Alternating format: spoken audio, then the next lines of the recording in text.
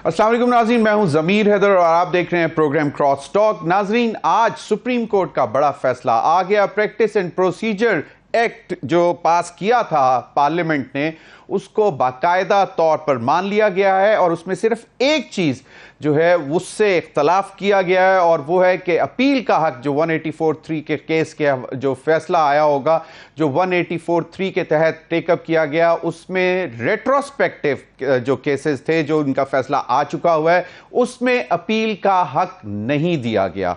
और ये एक बड़ा था फैसला, क्योंकि ये 8-7 से और 8 जिन्होंने मंजूर किया इस फैसले को कि रेट्रोस्पेक्टिव जो है नहीं दिया जाएगा, उसमें चीफ जस्टिस मौजूद नहीं थे।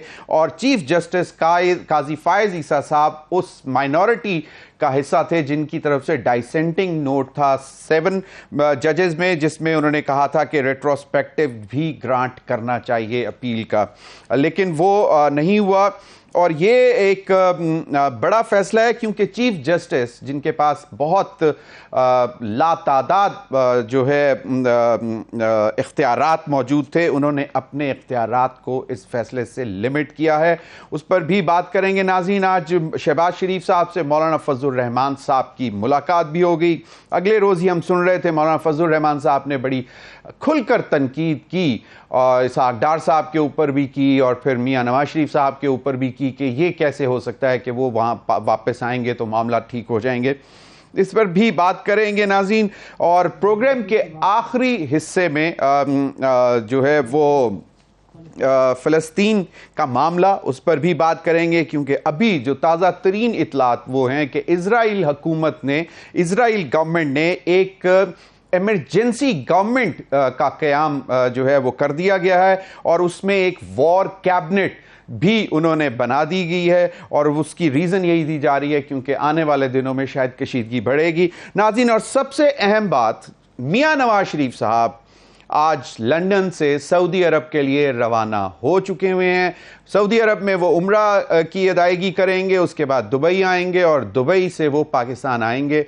ये जब फैसला आया तो हमें ये नहीं मालूम कि मियां नवाज शरीफ साहब इस फैसले से पहले परवाज़ कर चुके हुए थे सऊदी अरब के लिए, या फिर जो है वो उनको इस फैसले का सऊदी अरब पहुंचकर पता लगेगा।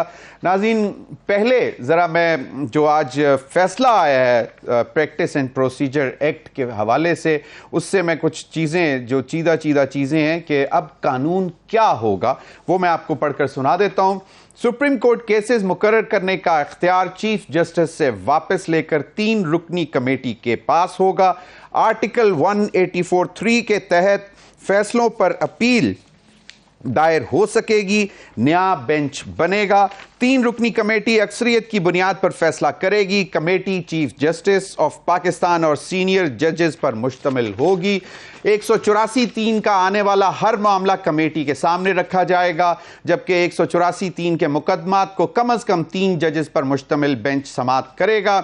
आईनी तशरीह के मामलात में 5 रुकन से कम बेंच तश्कील नहीं दिया जाएगा। फैसले के खिलाफ 30 रोज में अपील दायर की जाएगी। अपील को 14 दिनों में असल बेंच से बड़े बेंच के सामने समाअत के लिए मुकर्रर किया जाएगा। और शिक 2(5) के मुताबिक मुतासरा फरीक को 184(3) के मुकदमात में फैसले के खिलाफ अपील का हक दिया जाएगा। और अब सबसे अहम जिस पर जो कहा जा रहा है कि ये थोड़ा सा सियासी नौयत का है, और वो है कि सुप्रीम कोर्ट ने अपने फैसले में अपील देने की शिक बरकरार, मगर एक्ट का इतलाक माजी के मुकदमात पर नहीं होगा। तो ये जो होगा कानून वो कुछ इस तरह होगा। नाज़रीन, इन्हीं तमाम मामलात पर बात करने के लिए मेरे साथ मौजूद हैं कादर खान मंदोखेल साहब, सीनियर रहनुमा पाकिस्तान पीपल्स पार्टी और एडवोकेट भी हैं, कानून भी बहुत अच्छी तरह समझते हैं। और उनके साथ हमारे साथ मौजूद हैं महमूद मौलवी साहब, सीनियर रहनुमा इस्तेहकाम पाकिस्तान पार्टी और सदर हैं कराची सिंध के सदर हैं इस्तेहकाम पाकिस्तान पार्टी के। और हम तवक्को कर रहे हैं कि हमें इख्तियार वली खान साहब, सीनियर मेंबर मुस्लिम लीग नून, भी ज्वाइन करेंगे। میں اجازت دیں تو میں قادر خان مندوخیل صاحب سے شروع کرنا چاہوں گا. قادر خان مندوخیل صاحب، آپ اس فیصلے کو کیسے دیکھتے ہیں؟ کیونکہ ایک یہ اس کو بڑا فیصلہ اس لیے بھی کہا جا رہا ہے کہ چیف جسٹس صاحب نے اپنے جو لاتعداد ان کے پاس اختیارات تھے، لامحدود اختیارات جو ہیں، وہ اب ان کو محدود کر لیا ہے. کیسے دیکھتے ہیں سر اس فیصلے کو؟ دیکھیے، ہم تو پہلے دن سے میں اس اسمبلی میں اس بل کا حصہ تھا، اور ہم نے پہلے دن سے یہ کام ماضی میں جو چیف جسٹس صاحبان تھے، خاص طور پہ جسٹس عطا بندیال صاحب یا اس سے پہلے جو جسٹس صاحبان تھے، انہوں نے پورا ایک ون مین شو بنایا تھا، اور وہ اپنی مرضی کے بینچ بناتے تھے، اور پھر جو پولیٹیکل کیسز ہوتے تھے یا پاپولر کیسز ہوتے وہ اپنے پاس رکھتے تھے اور اپنے من پسند ججز کو ساتھ کرتے تھے. تو یہ بہت ساری چیزیں تھے، خطرات تھے، خدشات تھے، تو اس کو دور کرنے کے لیے اسمبلی نے یہ فیصلہ کیا ہے. اور اس میں تو کوئی بات نہیں ہے کہ اگر چیف جسٹس صاحب کے پاس اختیار رہیں گے، مگر ساتھ ہی جو سینئر، جو اس کے بعد چیف جسٹس آنے والا یعنی جسٹس فائز عیسیٰ صاحب اکتوبر 2024 میں ریٹائر ہو جائیں گے.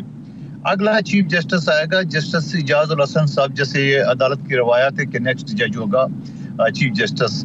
تو میں اور اس کے بعد جو تھرڈ پوزیشن پہ وہ اگر ان سب سے مشورہ کیا جائے تو یہی ہمارا فیصلہ تھا اسمبلی کا، اور میں سمجھ رہا ہوں کہ یہ سب سے بہترین فیصلہ ہے اور یہی جمہوریت کا حسن ہے. اور بہت ساری پارٹیوں کا ایک دوسرے جج کے اوپر اختلاف آ سکتا ہے اور یہ ان کا آئینی حق ہے.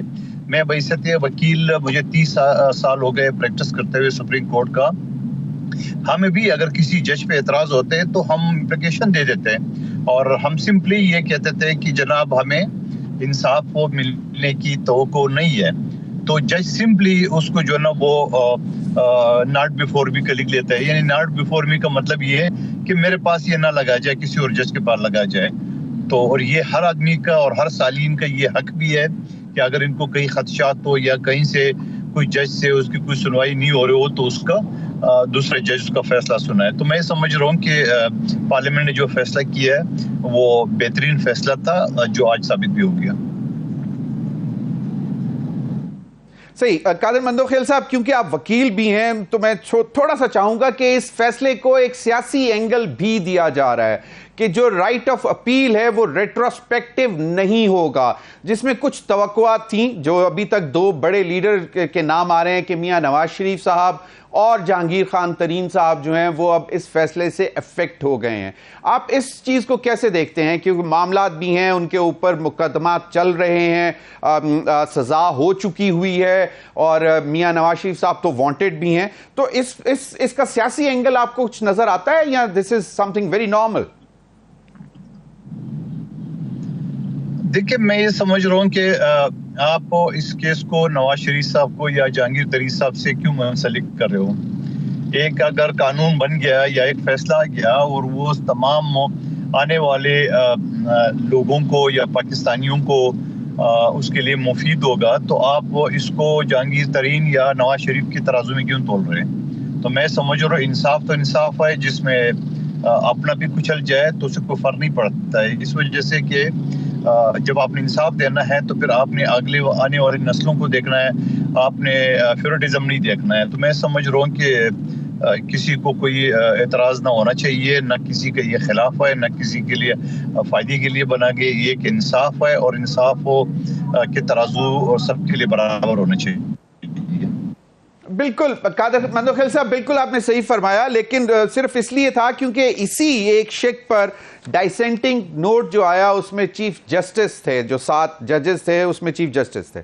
اس وجہ سے میں کہہ رہا تھا کہ یہ ایک توقع یہ کی جا رہی تھی، کیونکہ جب ساری قانون سازی ہوئی اور جو مختلف اپیلیں لے کر گئے، پٹیشنز لے کے گئے سپریم کورٹ میں، اس میں بھی یہی تھا کہ جی یہ پرسن اسپیسیفک کچھ فائدے بھی ہو سکتے ہیں. لیکن یو آر رائٹ، اس کو ہم نے ایک قانون کے پیرامے میں دیکھتے ہوئے یہی دیکھنا چاہیے کہ یہ ایک اچھا فیصلہ آیا ہے. بالکل صحیح. اختیار ولی خان صاحب، آپ کو ہمیں نہیں معلوم کہ میاں نواز شریف صاحب کیونکہ جب وہ لندن سے ہیتھرو ایئرپورٹ کی طرف روانہ ہو چکے ہوئے تھے تو اس کے کچھ دیر بعد یہ فیصلہ آیا. ہمیں نہیں معلوم کہ میاں نواز شریف صاحب کو اس فیصلے کا پتہ چلا ہے کہ پہلے نیب جو امینڈمنٹس تھیں ان کو بھی کل عدم قرار دیا گیا. وہ بھی ایک بڑا تھا کہ جی کچھ ریلیف نظر آ رہا تھا میاں نواز شریف صاحب کو، اور جتنے بھی نیب کے کیسز تھے جو واپس اب ہو رہے ریفرنسز ہو رہے ہیں. تو اب آپ کو اس فیصلے کے بعد کیا لگتا ہے کہ میاں نواز شریف صاحب کیا اہل ہو سکیں گے انتخابات کے لیے؟ تھینک یو ویری مچ ضمیر صاحب، میں آپ کا مشکور ہوں. سب سے پہلے تو میں آپ کو یہ بتاؤں کہ جو پریکٹس اینڈ پروسیجر بل ہے، اس میں آج جو سپریم کورٹ کا جو فیصلہ آیا ہے، میرے خیال میں اس سے پارلیمنٹ کی اور پارلیمنٹ کا جو حق کے قانون سازی ہے اس کو تسلیم کر لیا گیا ہے. اور دوسرا اس کا بڑا فائدہ یہ ہوگا کہ آپ کی سپریم کورٹ مطلب عدالت عدلیہ اور پارلیمنٹ میں جو ٹکراؤ کے خطرات تھے وہ ختم ہو گئے ہیں. جہاں تک آپ بات کر رہے ہیں میاں نواز شریف صاحب کی، تو الحمدللہ وہ ہیتھرو ایئرپورٹ پہنچ چکے تھے اور وہ تھوڑی دیر میں وہ میرے خیال میں وہاں سے وہ فلائی کر جائیں گے یا کر چکے ہوں گے. جہاں تک آپ نے ان کی اہلیت کی بات کی، تو جو الیکشن ایکٹ کا قانون تھا اس میں ترمیم کے بعد میاں نواز شریف صاحب کی جو نااہلی ہے وہ ختم ہو چکی ہے. میں آپ کو الیکشن ایکٹ کی طرف ریفر کر رہا ہوں، آپ چیک کر لیجئے. قادر مندوب خیل صاحب بھی موجود ہیں، وہ بھی تشریح کر لیں. مجھے بھی ذرا سمجھ آ جائے گی اگر میں کہیں غلط ہوں، اور اگر اف آئی ایم کریکٹ تو وہ بات جو ہے وہ کلیئر ہو جائے گی. میاں نواز شریف اب نااہل نہیں رہے، وہ الیکشن بھی لڑ سکتے ہیں، وہ اس ملک کے وزیر اعظم بھی بن سکتے ہیں. اور یہ ہر قانون کو اس پیرائے میں دیکھنا بھی میرے خیال میں بند ہونا چاہیے کہ اس قانون کا فائدہ فلاں بندے کو ملا ہے، اس قانون کا فائدہ فلاں بندے کو ملا ہے. قانون بنتا ہے تو obviously کچھ لوگوں کے وہ فیور میں جائے گا، کچھ لوگوں کے وہ اگینسٹ جائے گا. ہم نے تو ماضی میں جتنے بھی قانون دیکھے ہیں، جو سپریم کورٹ سے، جو ثاقب نثار کی عدالت تھی، جو محترم بندیال صاحب کی عدالت تھی، وہاں سے تو جتنے فیصلے نکلے ہیں، قوانین کی جتنی تشریح ہوئی ہے وہ بھی غلط ہوئی ہے. کیا ثاقب نثار نے جو 62 63 اس کی جو آئین کی 62 63 کی شق کی تشریح کی تھی، کیا وہ درست تھی؟ کیا آپ نے دیکھا کہ صادق اور امین انہوں نے کس طرح بنائے تھے، اور کس کس میں صادق اور امین کے سرٹیفکیٹ بانٹے گئے تھے؟ جو صادق تھا اس کو چور بنا دیا، جو چور تھا اس کو امین بنا دیا. تو میرے خیال میں now the thing has been very clear. اب سچویشن جو ہے وہ واضح ہو گئی ہے، جو ڈسٹ ہے وہ سیٹل ہو گئی ہے.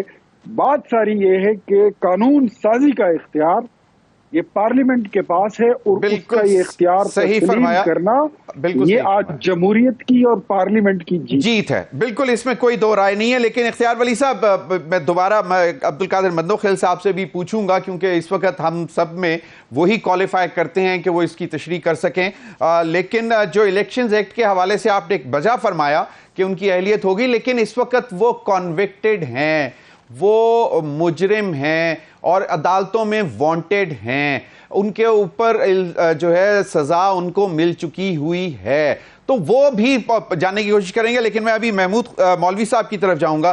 محمود مولوی صاحب، یقیناً جس وقت یہ معاملہ عدالت میں گیا تھا تو مجھے معلوم ہے کہ شاید آپ اس جماعت میں تھے جن کی طرف سے یہ پٹیشن گئی تھی، اور وہ ریزنز بھی یہی تھیں کہ یہ پرسن سپیسیفک یا فائدہ دینے کی کوشش کی جا رہی ہے. آج جب یہ چیزیں ریورس ہو گئی ہیں تو اب آپ کے جو استحکام پاکستان پارٹی کے سربراہ ہیں جہانگیر خان ترین صاحب، ان پر بھی ایک طرح سے اسی طرح کی تلوار لٹک گئی ہے کہ شاید وہ بھی اہل نہیں ہو سکیں گے انتخابات لڑنے کے لیے. آپ اس فیصلے کو اس پیراہے میں کیسے دیکھتے ہیں؟ بسم اللہ الرحمن الرحیم. دیکھیں، ایک تو چیز میں کہوں کہ یہ بڑی خوش آئین بات ہے کہ آئین کی بالادستی ہوئی اس فیصلے کے بعد. اب آپ جو کہہ رہے ہیں کہ دیکھیں کسی کو افیکٹ ہوا یا کسی کو افیکٹ نہیں ہوا، وہ میرے خیال سے انڈیویجولز کا ہوتا رہتا ہے. جہاں تک میرے بھائی کہہ رہے تھے کہ نواز شریف صاحب کا، ابھی آپ نے خود کہا، دیکھیں ان کو جو سزا ہوئی ہے، سزا تو ختم اب نہیں ہو سکتی کیونکہ اس کا ریویو نہیں ہوگا. اس کا مطلب یہ ہے کہ سزا کی مدت تو ان کو کاٹنی پڑے گی. الیکشن لڑے یا نہ لڑے وہ بڑا سیکنڈری ہے، کیونکہ اگر میں نے الیکشن ایکٹ دیکھا نہیں ہے تو اس لیے میں اس پہ صحیح کمنٹ نہیں کروں گا، مگر اگر الیکشن ایکٹ کے تحت یہ ہوتے بھی ہیں تو وہ سزا ختم ہونے کے بعد ہوتی ہے. تو اس حساب سے یہ ذرا ان کے لیے جو ہے میرے حساب سے خوشگوار نہیں ہوگا. اور اگر وہ خوشگوار ان کے لیے نہیں ہوگا اور حالات کو دیکھتے ہوئے تو پھر میرے خیال سے وہ دیکھیں گے کہ سعودی عربیہ سے وہ پاکستان آئیں گے بھی یا نہیں آئیں گے. یہ بھی بہت بڑا سوال ہے کہ وہ آئیں گے یا نہیں آئیں گے. جی جی اختیار ولی صاحب آؤں گا، میں آپ کی طرف آؤں گا، بالکل آپ اس کا جواب دے سکتے ہیں. You have the right to respond. بالکل اختیار ولی صاحب آپ جواب دیجیے گا، بات مکمل کر لیں اگر محمود مولوی صاحب پلیز. ضمیر صاحب میں محمود مولوی صاحب سے بس ایک چھوٹا سا سوال آپ سے بھی اور محمود مولوی صاحب سے سر، کہ جو ان کو سزا سنائی گئی تھی کیا اس کی میعاد پوری ہو چکی ہے؟ اور میعاد پوری ہونے کے بعد ان پہ وہ پھر ایمبارگو ہے؟ صحیح چلیں وہ دیکھیں نہیں، اگر میعاد پوری ہو چکی ہے، اگر میعاد پوری ہو چکی ہے بالکل 163 کی انٹرپریٹیشن بھی سامنے آ جاتی ہے، اس پر بھی دیکھ لیتے ہیں. لیکن وہ عبد القادر مندوخیل صاحب زیادہ کوالیفائڈ ہیں. میں نے پہلے بھی ریکویسٹ کی تھی کہ آپ نے بھی مانا تھا کہ ان سے ہی پوچھ لیتے. محمود مولوی صاحب آپ اپنی بات مکمل کر لیں. اور کیا جہانگیر خان ترین صاحب بھی تو اب شاید اہل نہیں ہو سکیں گے؟ دیکھیں اگر نواز شریف صاحب اہل ہوئیں گے تو جہانگیر ترین بھی اہل ہو جائیں گے، اور اگر نواز شریف صاحب نااہل ہوئیں گے تو جہانگیر ترین صاحب بھی نااہل ہوئیں گے. تو پھر تو میرے خیال سے جس کو بولتے ہیں نا لیول پلینگ فیلڈ سب کو مل گیا. صحیح صحیح بالکل، اب اعتراضات ہے ہی نہیں کسی کو. صحیح. قادر مندوخیل صاحب پلیز ہماری رہنمائی کریں. ایک تو یہ جس طرح محمود مولوی صاحب نے بات کی اور کچھ سیاسی حلقے بھی یہ کہہ رہے ہیں کہ ہاں آج لیول پلینگ فیلڈ مل گیا ہے. اس سب سے اہم بات تو جو اختیار ولی صاحب نے کی کہ آج پارلیمان کی بالادستی جو ہے وہ تسلیم کی جا چکی ہے، آئین کی بالادستی تسلیم کی جا چکی ہے، وہ تو بالکل ہے. لیکن ذرا جو سوالات اٹھائے ہیں اس کو ذرا آپ تھوڑا سا اگر ہمیں ہماری رہنمائی فرما دیں قادر مندوخیل صاحب. یہ بات تو سب کو پتا تھا، اور جسٹس فائز عیسیٰ صاحب کے علاوہ یہ 15 ججز تھے. اب 15 ججز میں اگر میجورٹی یہ فیصلہ کرتی ہے تو یہ میں کہتا ہوں ہماری جوڈیشل سسٹم جو دنیا میں 139 نمبر پر ہے اس کے لیے بھی بہتر ہے، کیونکہ ججز جو ہے نا سیاسی کیسز سننے کے علاوہ اور کوئی کام ان کا کرتا نہیں تھی ماضی میں. یہ تو ایک آپ کو ایک نظر آئے گا. دوسری بات یہ کہ نواز شریف صاحب کا کیس جو ہے نا مجھے 30 سال ہو گئے پریکٹس کرتے ہوئے، میرے لیے بڑا چیلنج کیس ہے اور جسٹس فائز عیسیٰ صاحب کے لیے بڑا ایک چیلنجیبل کیس ہے، کیونکہ ہم جب وہ عدالت میں پیش ہوتے ہیں ایک سزا کے اپیل کے خلاف، یعنی مہینے کا ٹائم ہوتا ہے اور 31 دن ہمارے ہو جاتے ہیں، 1-2 دن اگر ایکسٹرا ہو جاتا ہے. بریک کے بعد پھر یہی سوال آپ سے دوبارہ میں چاہوں گا، بلکہ سوال نہیں رہنمائی حاصل کرنا چاہیں گے. ناظرین وقت ہوا ایک بریک کا، ہمارے ساتھ رہیے.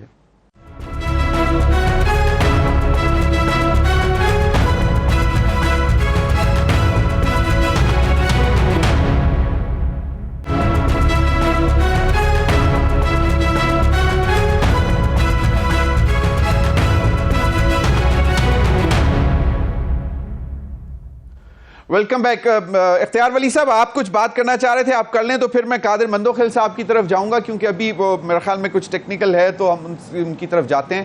جی آپ وہ رسپونڈ کرنا چاہ رہے تھے محمود مولوی صاحب کو. نہیں میں محمود مولوی صاحب کو رسپونڈ نہیں کرنا چاہ رہا تھا، میں ایک سوال مزید رکھ رہا تھا.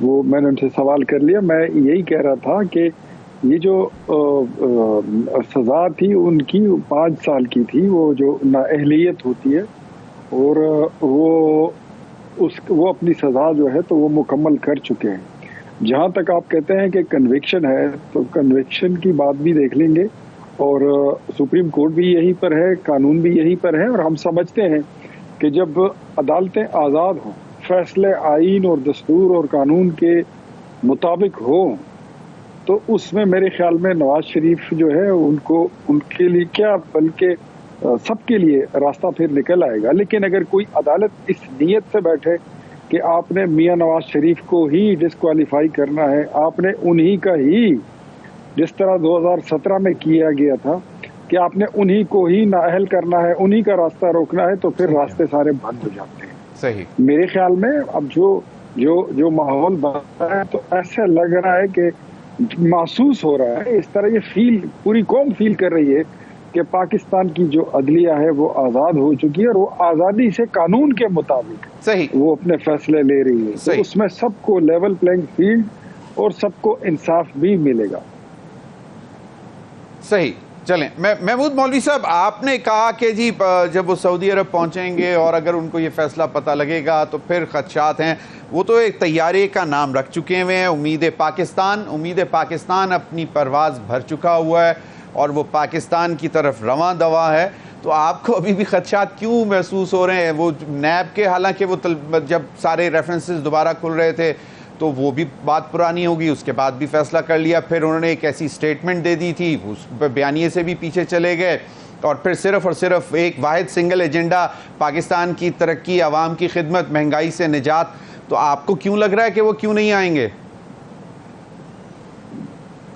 دیکھیں, یہ ویسے تو بڑی خوشائن بات ہے, وہ آئیں اور ان کا ملک ہے اور وہ ایک بڑے لیڈر ہیں, مگر کیونکہ یہ جو فیصلہ آ گیا تھا, جو میں ہر ایک کا اپنا انٹرپریٹیشن ہوتا ہے, آبویسلی میں کوئی قانون دان نہیں ہوں, اور میں یہ دیکھ رہا تھا کہ جی کیونکہ ان کی سزا, اب جیسے میرے بھائی کہہ رہے ہیں کہ وہ سزا کمپلیٹ ہو گئی ہے, 5 سال پورے ہو گئے ہیں, اور وہ جو کنوکشن ہے اس کو یہ چیلنج کریں گے, کیونکہ دیکھیں کنوکشن کو اب یہ چیلنج کریں گے, اور اگر وہ اپیل میں جا کے چیلنجیبل ہے تو بڑی اچھی بات ہے, مگر اگر ان کے وکیل ہی خود کہیں گے کہ جی چیلنج کرنا مشکل ہے, تو میرے خیال سے نواز شریف صاحب دوبارہ جو ہے نا اس عمر میں وہ جیل جانا نہیں چاہیں گے. وہ چاہیں گے کہ وہ آئیں اور پولیٹیکلی جو ہے وہ جو ہے اپنے جو ہے کیمپین شروع کریں.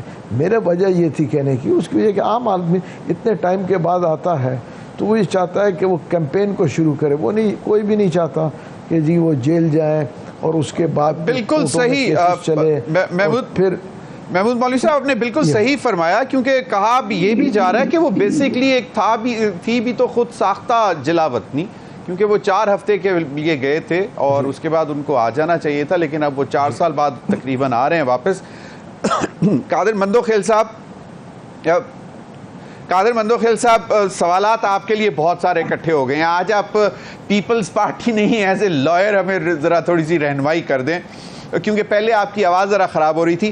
ایک تو یہ کہ جو محمود مولوی صاحب کا جو ہے, اور جس طرح اختیار ولی صاحب نے کہا کہ جی وہ سزا جو ہے 5 سال وہ مکمل ہو چکی ہوئی ہے, ایک تو اس کی بھی صورتحال ہمیں بتا دیں, الیکشن ایکٹ کے بعد اہلیت کیسے بنتی ہے وہ بھی ذرا ہمیں بتا دیں, اور دوسرا یہ کہ جب اگر رائٹ آف اپیل نہیں رہا ریٹروسپیکٹیولی تو پھر کیا مشکلات ہیں میاں نواز شریف صاحب کے لیے؟ دیکھیں, یہ تو سب سے پہلی بات یہ کہ ایک شخص اگر پاکستان میں موجود ہی نہیں ہے اور ان کے کیس ہم ٹی وی پہ ڈسکس کر رہے ہیں, تو یہ سب سے پہلے تو آپ نے ایز اے وکیل پوچھا مجھ سے, تو بہتر تو یہی ہے کہ نواز شریف صاحب پاکستان آئے اور اپنے آپ کو سرنڈر کرے, یا دبئی سے وہ پروٹیکٹیو بیل لے کے اور واپس آ جائے اور پھر اسی عدالت کے سامنے سرنڈر کر دے. سرنڈر کے بعد وہ جو عدالت فیصلہ کرے اسی حساب سے اس کو نمٹایا جا رہا ہے. دوسری بات جو آپ نے کی کہ وہ سزا پوری کر چکے, تو میں اس کو سزا نہیں کہتا ہوں, اس وجہ سے کہ ایک شخص اگر وہ جو بھی حکومت پاکستان نے یا اس وقت کی بورڈ میں یا کابینہ نے ان کو اجازت دی ہے اور وہ اجازت لے کے وہ باہر چلے گئے اور 4 سال بعد اگر وہ تشریف لا رہے, تو میں اس کو سزا نہیں سمجھتا ہوں کہ یہ سزا پوری کر دی ہے. تو اس وجہ سے کہ ایک طرف تو آپ عدالت سے ایبسکونڈر ہے اور دوسری طرف آپ یہ کریں کہ میرے تو ابھی ٹائم پورا ہو گیا اور میں نے وہ 5 سال پورے کر دی. یہ دونوں چیزیں ایک ساتھ نہیں ہو سکتی ہے. ایک ساتھ اس صورت پہ ہوگی کہ آپ سرنڈر کریں گے.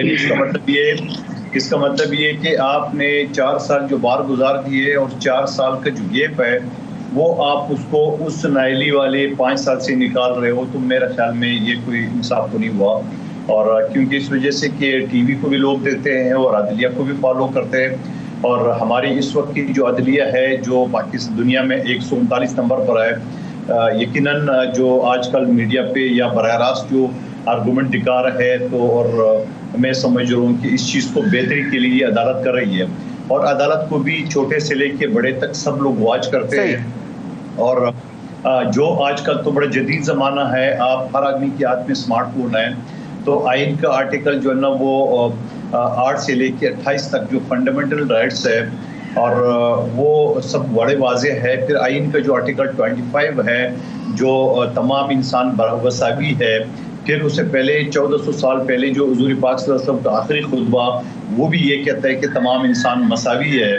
تو پھر یہاں بھی تھوڑا سا پھر عدالت کو دیکھنا ہوگا، کیا وہ جو ایک بکری چور یا سائیکل چور جیل میں، یا یہ غریب آدمی ہے جو جیل میں بیٹھا ہوا ہے اور ان کو کوئی رائٹ نہیں ہے، یا اس میں ایک آدمی اپیل کا گزر گیا تو اس کی اپیل ریجیکٹ ہو جاتی ہے، یہاں 4 سال بعد جب نواز شریف صاحب تشریف لائیں گے، اور اس سے پہلے بھی وہ 6.5 سال بعد آئے تھے، اور جب ایز اے وکیل آپ نے پوچھا 1 مہینہ سزا کے بعد اپیل کا ٹائم ہوتا ہے، اور 1 مہینے سے اگر 31 دن ہو جاتے ہیں تو پورے کتابوں کو آپ لاٹ سر پہ لے کے، اور بالکل آپ نے وہ پہلے بھی ایکسپلین کیا ہمیں۔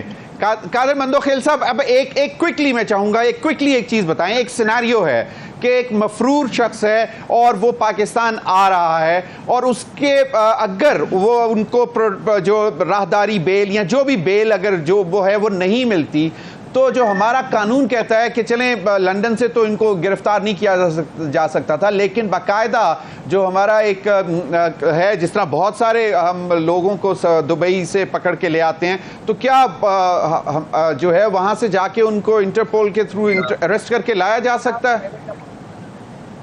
نہیں، اس کے 2 پروسیجر ہے۔ انٹرپول کے ذریعے تو اس شخص کو لایا جاتا ہے جو پاکستان سے باہر ہو، اور نواز شریف صاحب جو آئے گا اگر اس کو پروٹیکٹیو بیل نہیں ملتا ہے تو وہ تو جہاز کے اندر سے امیگریشن والی اس کو روک سکتے ہیں، ایک سپاہی یا انٹری بھی روک سکتے ہیں، کیونکہ پاکستان کی عدالتوں میں یا پاکستان کی جو کاغذات ہے عدالتی، اس کے اندر جو نا وہ ایک ایبسکانڈر ہے، اشتہاری ہے۔ اور دوسرا سوال میں آپ کے سامنے یہ رکھنا چاہ رہا ہوں، اختیار ولی صاحب میرے چھوٹے بھائی ہے، مجھے نہیں سمجھ میں آ رہا ہے مسلم لیگ نون اتنے بڑے پیمانے پہ جو جلسے کا انتظام کر چکے ہیں اور ساری ریلیاں سب چیز کر رہے ہیں، کیا یہ کتنا کانفیڈنس سے یہ کہہ سکتے ہیں کہ ان کو پروٹیکٹیو بیل ملے گا؟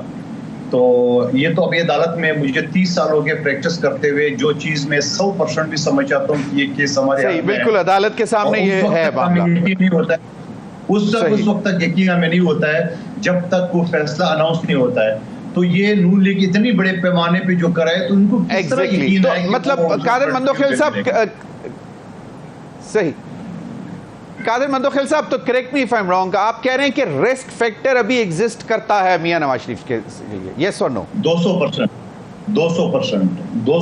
اس وجہ سے ایک تو میرا سوال کم از کم آپ جواب دے دیں کہ جب آپ نے بیل لیے ہی نہیں ہے اور ایک ابسکانڈر ایکیوزڈ کے لیے آپ جلسے کا انتظام کر رہے ہیں، آپ کو کتنے % کنفرم ہے کہ وہ جیل جائے گا؟ مثال کے طور پہ کسی بھی پاکستانی دیکھنے والے ٹی وی کے اندر اس کا کوئی رشتہ دار جیل میں ہے تو اس کی شادی کا پروگرام کوئی بھی نہیں بناتا ہے جب تک وہ جیل سے رہا نہیں ہوتا۔ ایسا تو نہیں ہوتا ہے کہ بھائی جناب 25 تاریخ کو بیل لگی ہوئی ہے تو جب اس کا شادی رکھ لے، ایسا تو کبھی بھی کوئی رسک نہیں اٹھا رہا ہے۔ تو میں مسلم لیگ نون کی اس رسک پہ حیران ہوں کہ آپ اتنا بڑا رسک کیسے لے سکتے ہو، کتنا آپ اوور کانفیڈنٹ ہو، اور عدالت تو کوئی بھی فیصلہ کر سکتی ہے۔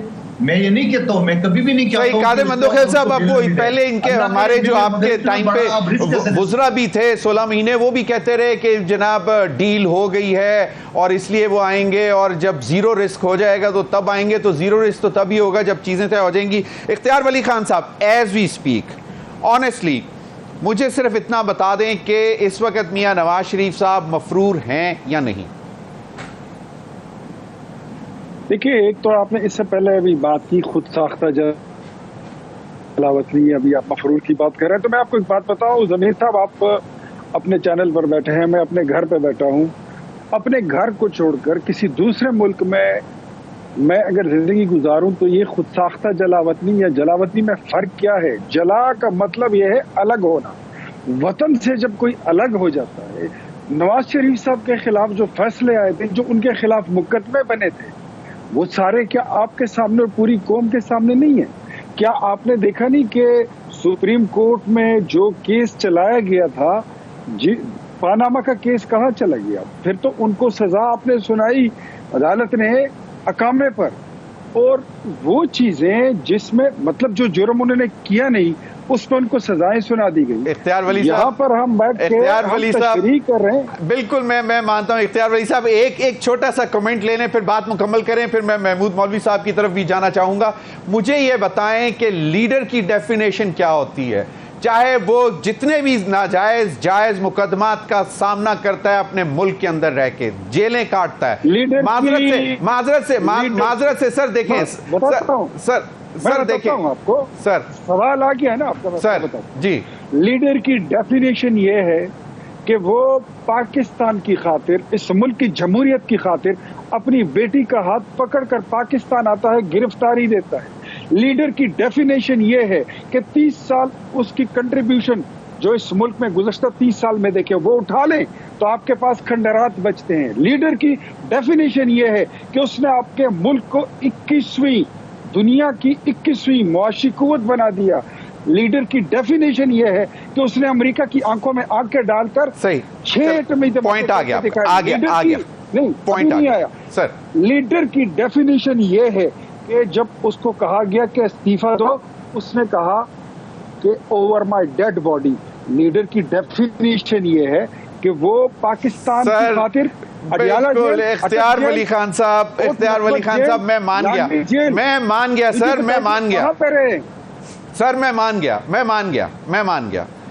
मैं बिल्कुल मान गया। महमूद मौलवी साहब, आप जो इस वक्त सूरत हाल है, आप लोग को तो पंजाब में बड़ी एक स्पेस मिल जाएगी ना अगर मियां नवाज शरीफ साहब अहल नहीं होते या सब कुछ जहांगीर तरीन भी नहीं होते। आपने कहा कि अगर जो कानून है सबके लिए बराबर है। अब सूरत हाल ये है कि एक नई पार्टी भी बनने जा रही है जिसमें शाहिद खाकान अब्बासी साहब भी शायद कुछ दिनों में अनाउंस करते हैं। PMLN के बड़े बिग विग्स हैं, मुस्तफ़ा नवाज खोकर हैं, बड़ी एक मतलब लोग बड़े हैं लेकिन अभी पार्टी शायद उतनी बड़ी नहीं बनी या अभी अनाउंस भी नहीं की। आपको क्या लगता है कि इस वक्त जो नई पार्टीज आएंगी तो स्पेस अवेलेबल है? देखिए, स्पेस तो अवेलेबल काफ़ी नज़र आ रहा है। मेरा अपनी ज़ाती राय ये है कि आज के फैसले के बाद जो है स्पेस काफ़ी अवेलेबल हो जाएगी। ये मेरा अपना नज़रिया है। उसकी वजह ये है कि ये इतना आसान नहीं है जितना मेरे भाई समझ रहे हैं। उसकी वजह देखें ना, अगर मैं ये कहूँ कि उन्होंने जिलावतनी में 4 साल काट लिए, वो सज़ा उनकी पूरी हो गई, तो फिर तो मेरे ख्याल से हर आदमी को, जो जितने हमारे जो गरीब लोग जेल में हैं, उनको भी यही फैसिलिटीज़ मिलना चाहिए। देखिए ना, हम बदकिस्मती हमारी ये है कि हमारे पास इस मुल्क में अमीरों के लिए अलग फ़ैसले हैं और अलग कानून, और गरीब आदमी के लिए अलग कानून। तो ये तो चलेगा नहीं। फिर इस हिसाब से देखिए मुल्क नहीं चलेगा। बिल्कुल सही। अगर आप बिल्कुल अपने लिए अलग रखें और दूसरों के लिए रखें, बिल्कुल सब इंसान है, सब पाकिस्तानी हैं। एग्जैक्टली महमूद मौलवी साहब, बिल्कुल आपने सही फरमाया। और मेरी दुआ है कि मियां नवाज शरीफ साहब तंदुरुस्त और तवाना रहें, अपने मुल्क में रहें, सब कुछ रहें। लेकिन मेरे नज़दीक इख्तियार वली खान साहब एक बहुत बड़ा लीडर है, बहुत पढ़ा लिखा आदमी है। He should be given the chance to become the prime minister of Pakistan. और अगर वो जीत के आते हैं तो इसमें कोई हर्ज है महमूद मौलवी साहब? मेरे ख्याल से कोई हर्ज नहीं है। देखिए, बदकिस्मती ये है कि हमारे यहाँ डेमोक्रेसी पार्टीज़ में नहीं है।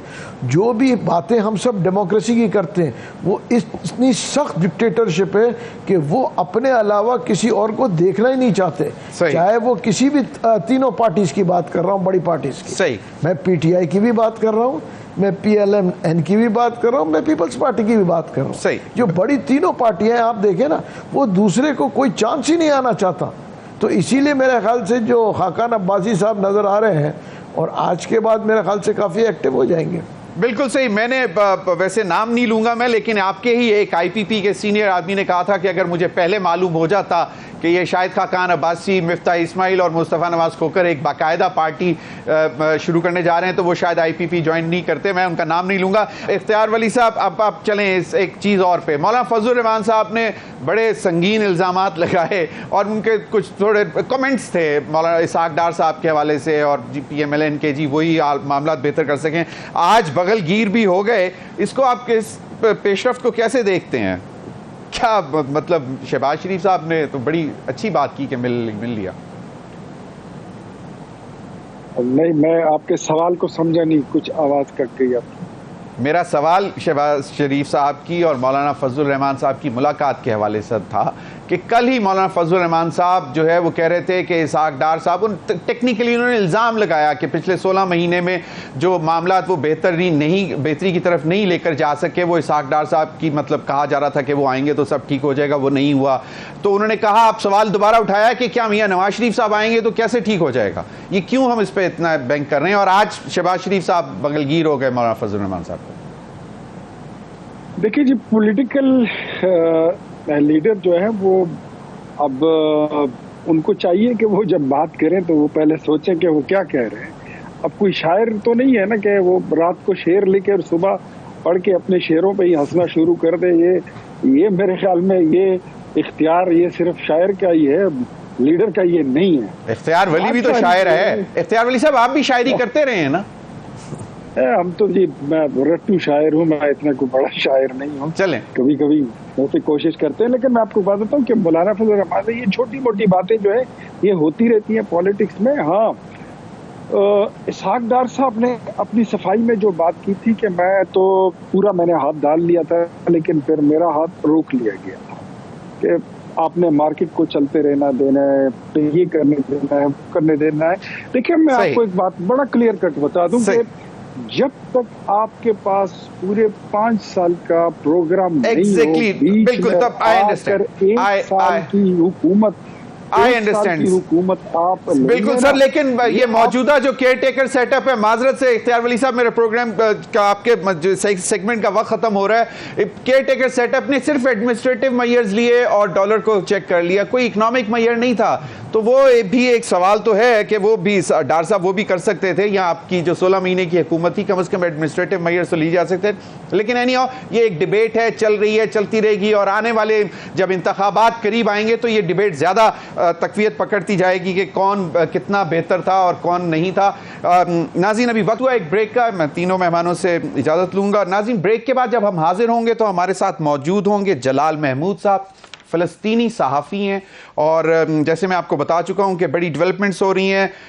اسرائیل نے ایک باقاعدہ طور پر جو ہے وہ ایمرجنسی گورنمنٹ تشکیل دے دی ہے اور وار کیبنٹ بھی دے دی ہے.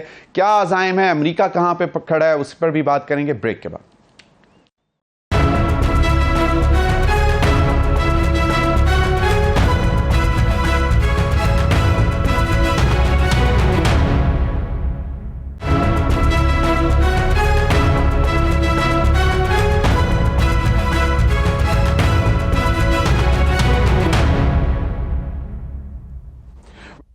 ناظرین، فلسطینی اسرائیلی جنگ کو 5 روز ہو چکے ہوئے ہیں. بہت ساری سٹیٹمنٹس آ رہی ہیں. جو secretary of state U S کے بلنکن صاحب نے بھی ایک سٹیٹمنٹ دی، اور آج ہی میں پڑھ رہا تھا، نیو یارک ٹائمز میں چھپی ہوئی ہے، اور اس پر بھی بات کریں گے. پھر جس طرح میں نے بتایا کہ اسرائیل نے ایک ایمرجنسی گورنمنٹ بھی تشکیل دے دی ہے، وار کیبنٹ بھی بنا دی ہے. انہی تمام معاملات پر بات کرنے کے لیے میرے ساتھ اسٹوڈیو میں موجود ہیں جلال محمود صاحب، فلسطینی صحافی ہیں. بہت بہت شکریہ جلال آپ کے اسٹوڈیو میں آنے کا. جلال، ایک چیز میں کوئکلی اگر آپ اجازت دیں تو میں پڑھ دوں. آج نیو یارک ٹائمز کی سٹوری ہے سیکرٹری بلنکن کے حوالے سے کہ there are really 2 paths before the region. Secretary Blinken Face the Nation on, مطلب جو سی بی ایس کے کسی پروگرام میں فیس دا نیشن جو اتوار کو انہوں نے یہ انٹرویو دیا تھا. there is the path of greater integration, greater stability, including critically making sure that Israelis and Palestinians resolve their differences, or there's the path of terror that Hamas is engaged on that has not improved the lives of a single person. اور انہوں نے اس کو qualify اس طرح کہا، انہوں نے کہا کہ اگر اسی طرح رہا تو differences between Israel and Palestine جو ہے ہماری ایفرٹس کے باوجود بھی وہ ختم نہیں ہوں گے. کیا کہتے ہیں؟ دیکھیے بسم اللہ الرحمن الرحیم، سب سے پہلی بات تو یہ میں آپ کے ناظرین کو آپ کے ناظرین کو اس جنگ کی وجوہات بتانا چاہتا ہوں. یہ سب سے اہم چیز ہے کہ یہ جنگ کیوں ہوئی. اچانک حماس نے یا فلسطینی جو مجاہدین نے اسرائیل پر حملہ کیوں کیا ہے؟ 2-2.5 سال سے کوئی جنگ نہیں ہوا، کچھ بھی نہیں ہوا. اس کی وجہ یہ ہے، شاید آپ کو یاد ہوگا اور آپ کے ناظرین کو بھی یاد ہوگا کہ آج سے 2 سال پہلے یا 10 سال پہلے ہمارے اور اسرائیل کی مابین ایک جنگ بندی کا معاہدہ ہوا تھا. بالکل ٹھیک ہے، نو وار پیکٹ ہوا. یس. تو اس جنگ بندی کا خلاف ورزی کس نے کیا ہے، یہ سوال ہے. کس نے کیا ہے اور کیا کیا ہے؟ اسرائیل نے کیا. کس طرح کیا ہے؟ انہوں نے سب سے پہلے مسجد الاقصی جو ہمارا قبلہ اول ہے، جو ہمارے لیے ریڈ لائن ہے، اس پر حملہ کیا ہے. صحیح. جہاں ہمارے نمازی پڑھتے ہیں، جہاں بیش امام کھڑا ہوتا، میں ہر انٹرویو میں یہی بولتا ہوں، جہاں ہمارے بیش امام کھڑے ہوتے مسجد الاقصی کے اندر ہے، وہاں تک پہنچ گئے یہودی ہیں، اسرائیلی فوجی ہیں بے حرمتی کرنے کے لیے. ایک تو یہ ہے. دوسری بات انہوں نے کیا کیا ہے کہ جو ہمارے فلسطینی قیدی ہیں اسرائیل کی جیلوں میں، جن کو 5-5-6 عمر قید کی سزا سنایا گیا ہے، ان کو برتشدد ان کے ساتھ ٹارچر کرنا وغیرہ وغیرہ. تیسری بات جو انہوں نے کیا ہے، غزہ کے اوپر جو ان کے بار بار کبھی کبھار وقفہ سے بمباری کرنا ہے، اور غزہ کو بالکل بند بکس کی طرح بند کیا ہوا ہے، پابندیاں لگا کے، نہ کھانا نہ پینا نہ دوا، نہ کچھ، نہ دوائی ہے، نہ کچھ بھی ہے. تو یہ تو ہماری ایگریمنٹ میں نہیں تھی نا. جو ایگریمنٹ ہوئی ہے ہمارے اسرائیل کے ساتھ ہے، وہ یہ تھی کہ مسجد الاقصی کی طرف آپ نہیں جائیں گے، اور ہم نے ان کو کئی بار خبردار بھی کیا ہے کہ آپ نہیں جائیں. یہ مسجد الاقصی ہمارے لیے ریڈ لائن ہے، یہ ہماری عزت ہے، یہ ہمارا دین ہے، یہ ہمارا ایمان ہے. تو یہ جو جنگ ہوئی ہے جو حماس کی طرف سے ہوئی ہے، یہ بلا وجہ نہیں ہوئی ہے. باقی دنیا کیا کہتی ہیں یا اسرائیل کے جو سپورٹرز ممالک وہ کیا کہہ رہے ہیں، اس سے ہمیں کوئی پرواہ نہیں ہے، نہ ہمیں اس کا کوئی we don't care about it. صحیح. ہمیں بتائے کہ ہم حق بر ہے اور حق بر اور اپنے حق کے لیے لڑ رہے ہیں. بالکل صحیح. جلال، ایک جو اس وقت صورتحال جو بنی ہوئی ہے کہ اس حماس کے حملے کے بعد، جو کہ بیسکلی سرپرائز تھا فلسطینیوں کے اور وہ کبھی سوچ بھی نہیں سکتے تھے، اور اس کو بہت زیادہ اپریشیٹ بھی کیا گیا، ایک مسلم امہ کے لیے ایک طاقت نظر آئی اس حملے کے بعد کہ جی، اور پھر جس قسم کی سٹیٹمنٹس بھی آنی ہوئی، جو سعودی عربیہ بھی ایک نیگوسیشنز میں تھا، مطلب جو بھی معاملہ چل رہے تھے انہوں نے کہا کہ وہ بھی روک دیے گئے ہیں. پھر باقی ممالک نے بھی اس پر کہا. آئی انڈرسٹینڈ، لیکن آپ کا اور ہمارا خیال یہی ہے کہ ابھی بھی اسلامی امہ اتنا نہیں کر رہی جتنا اس کو کرنا چاہیے، جتنی آواز اٹھانی چاہیے. لیکن اس کے بعد غزہ پہ جو ایک آفت نازل ہوئی ہے، وہ ایک بہت تشویشناک صورتحال ہے. فیملیز، بچے، تقریباً 2,60,000 غزہ سے لوگ بے گھر ہو چکے ہیں اب تک ایز وی اسپیک. دیکھیں سر، میں آپ کو ایک عرض کروں. پہلے بات تو حماس نے جو حملہ کیا تھا ہے وہ اسرائیلی فوجی کیمپوں پر کیا ہے. صحیح. ٹھیک ہے. اسرائیل نے جا کر سویلین جو معصوم شہری ہیں ان کے اوپر 10-20 ہزار کی بلندی پہ بمباری کی انہوں نے اپنے جنگی جہازوں سے. یہ کوئی بہادری نہیں ہے، یہ کوئی نہیں. آپ اس وقت آپ یہ مجھ سے پوچھیں کہ اس وقت فلسطین کے جو مجاہدین ہیں، حماس ہیں، وہ ہے کہاں پر ہے؟ وہ اسرائیل کے اندر ہے، وہ اسرائیل کے اندر ہے. آپ جائیں ان سے لڑیں نا. آپ انہی کو چھوڑ کے آپ 10,000-20,000 کی بلندی پہ معصوم شہروں پہ بمباری کر رہے. یہ کدھر کے بہادری ہے آپ کی؟ یہ کدھر کی آپ کی طاقت ہے؟ آپ ایک منظم حماس جو اس وقت اسرائیل کے اندر گھس کر جو ان کو مار رہے ہیں، وہ کیا گوریلا وارفیئر کر رہے ہیں؟ کیونکہ وہ اتنی بڑی تعداد نہیں ہو سکتی. دیکھ الحمدللہ ابھی تک شاید آپ خبروں میں آپ دیکھ رہے ہیں 1200 سے زیادہ اسرائیلی ہلاک ہو چکے ہیں. اور یہ صرف اسرائیلی فوجی ہیں، اس میں کوئی سیویلینز، مطلب ظاہری بات ہے. نہیں، میں اس بات کو ڈینائی نہیں کروں گا، اس سے انکار نہیں کروں گا. سیویلینز ہے، لیکن وہی سیویلینز ہے جو وہاں پر قابض بھی ہے. ایسا نہیں ہے سیویلین کوئی آنسٹ نہیں ہے ان کے، ٹھیک ہے، لیکن بچے نہیں ہیں. یہ جو لوگ بتا رہے ہیں کہ فلسطینی جنگجو نے اسرائیلی بچوں کو مارا، یہ بالکل سراسر جھوٹ ہے.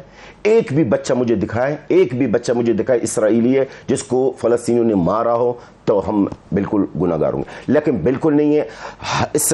فلسطینی مجاہدین کا جو حملے ہیں وہ فوجی کیمپ پر حملہ ہے اور ان کا جو ٹارگٹ ہے وہ فوجی ہے. اور ابھی بھی آپ کو یہ بتا دوں کہ اس وقت فلسطینی جنگجو کے پاس ہیں تقریباً 200 آئی ڈونٹ نو، میں بھی 200 میں بھی 250 یرغمال جو کیا ہوا ہے اسرائیلی، جن میں صرف کافی فوجی بھی ہے، جن میں سینئر آفیسر، یس میجر جنرل بھی ہے ان کے ساتھ ہے. اب یہ بھی انشاءاللہ تعالی اب اس کا کیا فائدہ ہوگا ہمارے لیے وہ آپ دیکھیں گے آنے والے وقت میں. جب جنگ بندی کا معاہدہ ہوگا تو انشاءاللہ یہ جو ہمارے یعنی جنگجو کی جو کسٹڈی میں ہے اس کی بدلہ میں ہمارے تمام قیدی آزاد ہو جائیں گے جو اسرائیل کی جیلوں میں. اب یہ مجھے بتائیے، ہمارا آج میں آپ سے سوال کرتا ہوں، آپ کے ناظرین سے سوال کرتا ہوں، تمام دنیا سے یہ سوال ہے میرا، ہمارا مطالبہ کیا ہے؟ ہماری یہ جنگ کیا ہے؟ آپ ہمارے ملک پر قابض ہے، آپ نے ہمارے ملک میں قبضہ کی ہے نا، ہم آپ کے ملک میں آ کر آپ سے نہیں لڑ رہے نا، آپ ہمارے ملک پر قبضہ کی ہے نا. اب ہمارے ملک کو چھوڑ دے، ہمارے قیدی فلسطینی اس کو چھوڑ دے. آپ امریکی ایک نیوز پیپر نے خبر دی کہ جی ایران جو ہے اس حماس کے پیچھے تھا. آپ ایک تو یہ کہ اوور آل اسلامی امہ کا اس وقت آپ رول کیسے دیکھ رہے ہیں، OIC کا رول کیسے دیکھ رہے ہیں؟ ہم تو دیکھ چکے ہیں کشمیر کے معاملے میں ہمیں تو کوئی اتنی خاطر خواہ سپورٹ نہیں ملی نا، مطلب ہم تو ابھی بھی ساری دنیا کو یہ کہہ رہے ہیں کہ کشمیریوں کے، اور ہم ہمیشہ کشمیری اور فلسطینی بھائیوں کی برابر بات کرتے ہیں. سر میں تو آپ کو اس سوال کا جواب دوں گا، لیکن کائنڈلی آپ پورا دنیا کو سنا دیں، ٹھیک ہے؟ سب سے پہلے ایران کی بات جو آپ نے کی ہے، دیکھیے امریکہ کو اللہ موقع دے کہ وہ ایران کو کہیں نہ کہیں اس کو گندہ کریں، کوئی نہ کوئی موقع مل جائے ان کو کہ ایران کے خلاف پروپیگنڈا کرنے کا شروع کرے. میں بطور ایک فلسطینی اور ہم جو فلسطینی، ہمارے پاس نہ کوئی اطلاعات، نہ ہمارے پاس کوئی ایسی بات ہے کہ ایران کا کوئی سپورٹ ہے، بالکل نہیں ہے. باتیں ہیں سارے، اگر ایران کا سپورٹ ہوتا تو آج میرے خیال میں جو ہلاکت اسرائیل کے اندر ہے ہزاروں میں نہیں ہوتا، پھر لاکھوں میں ہوتا ہے. آج ہمارے جو راکٹس ہیں، فلسطینی جنگجو جو مار رہے ہیں راکٹس ہیں، یہ ہاتھ کے بنے ہوئے راکٹس ہیں، ہاتھ کے بنے ہوئے راکٹس ہیں. اگر یہ واقعی ایران کی سپورٹ ہمارا ساتھ ہے تو آج اسرائیل کو زیادہ نقصان ہوتا ہے. نمبر 1. نمبر 2 جو آپ نے دوسری پوائنٹ بتائی ہے کہ مسلم امہ، سر یہ میں 3 سال سے لگاتار پاکستان کی میڈیا میں نظر آ رہا ہوں آپ کو. میرے ایک ہی بات ہے، OIC سے میں تو کہتا ہوں OIC کو ریزولو کر دیا جائے. میرا لفظ پلیز ریزولو کر دیا جائے اس کو. جو OIC کسی کام کا نہیں ہے، نہ فلسطینیوں کے لیے نہ کشمیر کے لیے، وہ کیوں ہے؟ کسی کام کا نہیں ہے سر. یہ اکٹھے ہوتے ہیں، جمع ہوتے ہیں، وہاں پر چائے کھانا پینا کر لیتے ہیں، بس قرارداد منظور کروا کے چلے جائے. کچھ بھی نہیں ہے. OIC کا کوئی رول نہیں ہے، OIC کا کوئی ضرورت ہی نہیں ہے، OIC کا کوئی فائدہ ہے ہی نہیں ہے سر. کدھر کا OIC؟ اگر OIC واقعی میں فعال ہوتا ہے تو آج یہ مسجد الاقصی کیا ہے؟